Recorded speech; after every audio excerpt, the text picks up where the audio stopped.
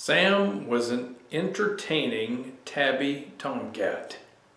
He loved popcorn and potato peels. When he heard the telltale sounds of potatoes being peeled, he would come running. Another of his habits was sneaking.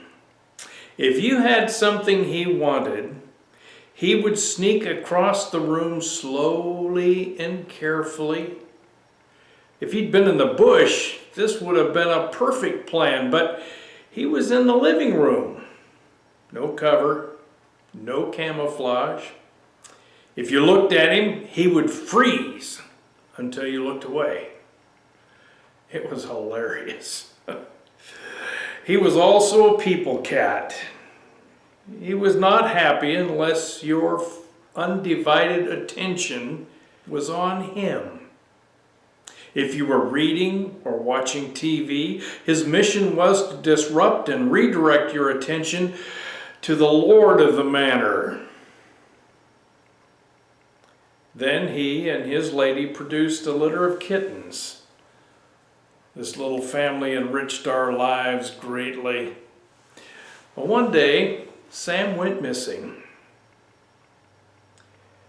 We searched the neighborhood for signs or remains, but there was nothing.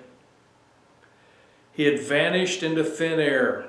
For weeks, we peeled potatoes intentionally trying to elicit a response. Nothing. Then one day, a few months later, I saw Sam just 2 houses down the street with his face set toward home. He had failed to see the car that ended his journey. But I will always believe that Sam had decided to come home.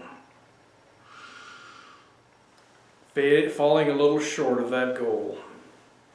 I felt conflicted with gladness and sorrow.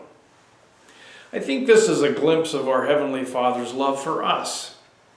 Like Sam, we know what we've done while we were away, but God forgets all that when we decide to return home.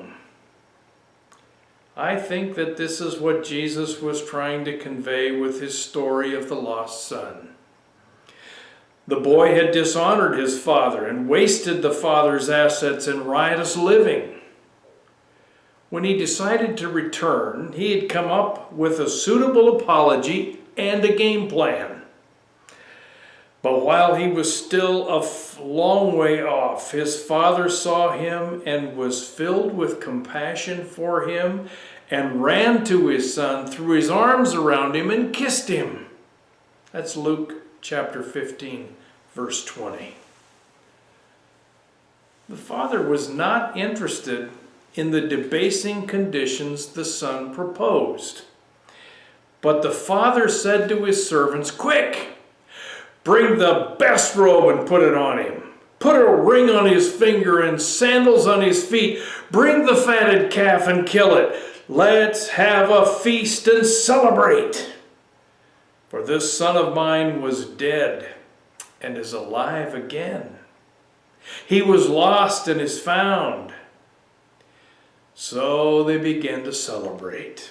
That's Luke chapter 15, verses 22 through 24.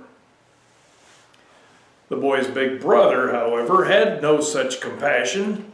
He wanted justice and revenge. Well, another story. After Moses had gone up the mountain to receive the tablets with God's expectations, he went back to his people and saw that they were worshiping one of the gods of Egypt in the form of a golden calf. He broke the tablets and went back up the mountain, demanding that God reveal himself. God reminded him that no one can see God and live, but in the face of this arrogance, God told Moses, "I will have mercy on whom I will have mercy. I will have compassion on whom I will have compassion." That's Exodus chapter 3, verse 19. God did punish the unrepentant, but showed mercy on the arrogance of Moses. God always has mercy on the contrite. So enjoy your day. Depend on Him, and He will meet the needs of your heart. Bye-bye.